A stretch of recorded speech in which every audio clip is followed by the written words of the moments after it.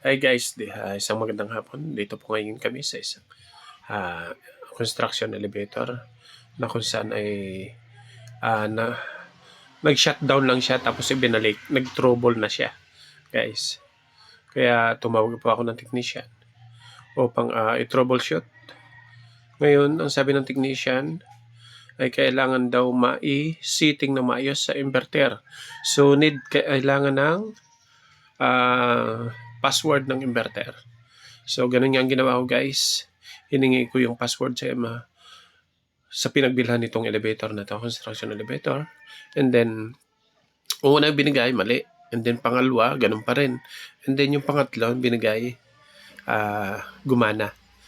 Nabuksan yung inverter. And then, ang ginawa ng technician, siniting niya, dahil kasi may manual siyang daladala from the XCMG. So, na-try niya. And then, ayun, gumana. At ito nga, tinisting na ito pataas para matry kung tuloy-tuloy. Kasi pag under lang in seconds lang, mga 5 seconds o 10 seconds, biglang tumitigil eh. Pero ngayon guys, ayan na. Baba taas na ang ginawa. And then after that, ayos na siya. Kaya good talaga, magaling talaga ang technician. Ayan, mabilis lang ginawa niya. Natagalan na kami kasi yung password ng inverter doon lang tumagal. Pero naibigay naman kasi kaya nangyari dahil naging Chinese New Year daw sa kanilang lugar. Kaya natagalan sa pag-send. Pero ito ngayon, successful na.